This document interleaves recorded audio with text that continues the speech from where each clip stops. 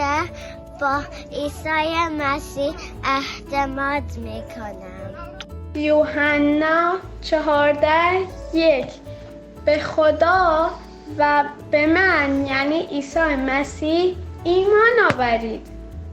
نگران چیزی نباشید، به خدا و به من یعنی ایمان بیارید. یوحنا 14:1 نگران چیزی نباشید، به خدا و به من ایمان آورید یعنی عیسی مسیح. Do not be troubled. Trust in God and also trust in me. یوحنا 14:1 نگران هیچ چیز نباشید و به خدا و من یعنی عیسی مسیح ایمان آورید. آمین. Do not be troubled. Trust in God and also me. یوحنا 14:1 نگران هیچ چیزی نباشید، به خدا و به من ایمان داشته باشید یعنی عیسی مسیح. یوحنا 14:1 نگران چیزی نباشید، به خدا و من ایمان آورید. آمین. Don't be troubled. Trust God. Trust also in me.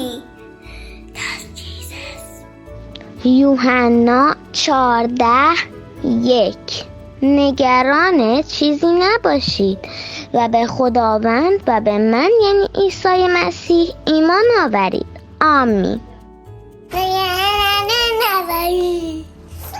یوحنا 14:1 نگران چیزی نباشید، به خدا و من عیسی مسیح ایمان آورید. آمین. خداوندم ازت میخوام برکت زیاد بگیریم. خداوندم ازت میخوام که اشکای ما رو به نام عیسی مسیح پاک کنی. خداوندم ازت میخوام که تو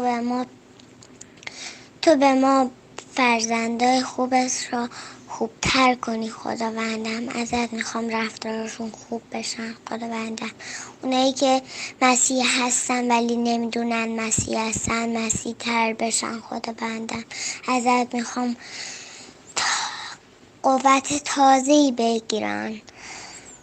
آمین. که به خاطر فرزندای خوبت. آمین.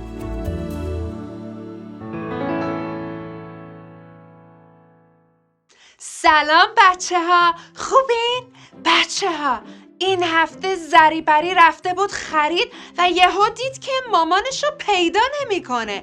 خیلی ناراحت شده بود. حالا میذارم که خودش براتون تعریف کنه. ولی بچه ها ما گهگاهی توی زندگی راهمون رو گم میکنیم.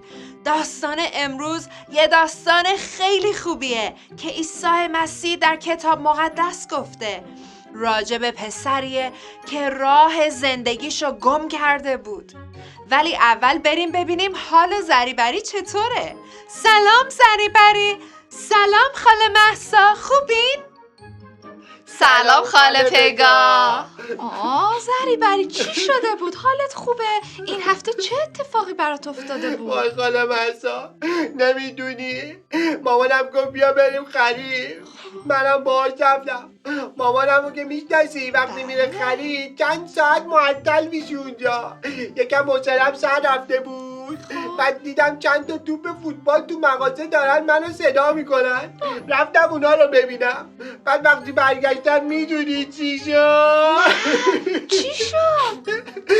مامانم دیگه اونجا نبود خاله مهسا، گم شده بود. وای گریه کردم، نمیدونستم چی کار کنم خاله مهسا. زریبری نبینم ناراحت باشی خاله. مغازه داره بهم گفتم اینجا پیچش وایسم تا مامانم بیاد. وقتی مامانم رو دیدم نمیدونی چقدر خوشحال شدم خاله مهسا. مامانم از خوشحالی گریه میکرد. من گریه بکنم مامانم گریه بکنم، من گریه بکنم مامانم گریه بکنم. فکر کردم شاید منو دعوا کنه خاله مهسا که رفتم اونور، ولی منو مامانم مامان مهربونم منو محکم بغل کرد خاله مهسا، کلی بوسم کرد. آخه زری مامانت خیلی خوشحال شده بود که تو پیدا شدی. در کتاب مقدس هم یه داستانی هست که عیسی مسیح داره تعریف میکنه در مورد پسری که گم شد و پیدا میشه. بریم با همین داستان رو ببینیم؟ بله خاله مهسا بریم شما یکم حالم بهتر بشه. خیلی ترسناک بود خاله مهسا. آماده اید بریم سفر کلام؟ 1 2 3 پاشو بریم دست هم رو بگیریم. 1 2 3 آماده ایم بریم با هم به سفر. خدا حقیقت هست دوستم می‌داره، کلام او زنده است به من راه و یاد میده.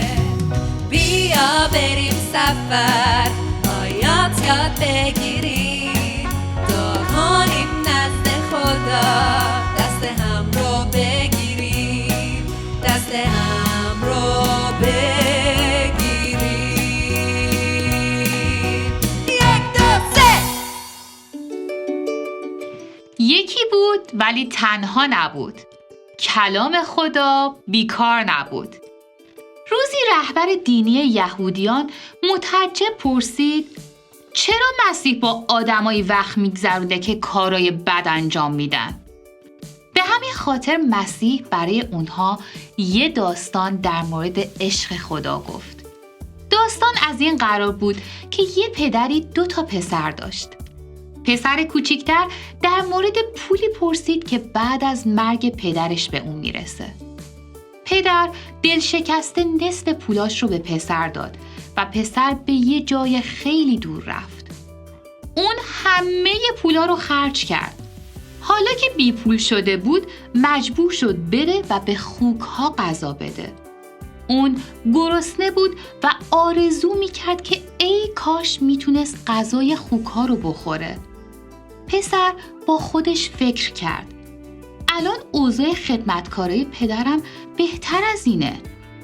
برمیگردم خونه و قبول میکنم که در مقابل پدرم و خدا اشتباه کردم. شاید اون منو ببخشه و به عنوان یکی از خدمتکاراش قبولم کنه. پسر به خونه برگشت. توی راه وقتی که هنوز به خونه نرسیده بود پدرش به سمت اون دوید و محکم بغلش کرد. پسر به پدرش گفت من لیاقت ندارم پسر تو باشم. پدر به خدمتکاراش گفت بهترین لباس رو واسه پسرم بیارین، انگشتر دستش کنید، چاقترین گوساله رو کباب کنید. پسر من گم شده بود و حالا پیدا شده، باید اینو جشن بگیریم. پسر بزرگ وقتی اینا رو شنید عصبانی شد. اون به پدرش شکایت کرد و گفت این عادلانه نیست. من وفادارانه کار کردم و هیچی به دست نیاوردم. بعد داداش کوچیکم پول تو رو هدر داد و تو براش یه مهمونی گرفتی؟ پدر در جواب گفت هر چی مال منه مال تو هم هست. برادر تو مرده بود اما حالا زنده است. اون گم شده بود اما حالا پیدا شده. چه کار دیگه جز جشن گرفتن میتونیم انجام بدیم؟ خاله مهسا چقدر داستان جالبی بود. اون پسره هم یه جوری گم شده بود مثل من، ولی باباش خیلی خوشحال شد وقتی اون برگشت، مگه نه؟ بله بچه‌ها، بله زری برای اون پسر گم شده بود و ولی پیدا شد. همونطور که مامان تو خیلی خوشحال شد وقتی تو پیدا شدی، خدا هم خیلی خوشحال میشه وقتی که ما اونو پیدا میکنیم. خاله مهسا حالا که همه خوشحالیم که پیدا شدیم، آهنگ امروز رو بخونیم؟ بریم یه سرود با هم بخونیم. بریم ما پیدا شده ها، بریم یه سرود بخونیم. من خیلی خوشحالم پیدا شدم.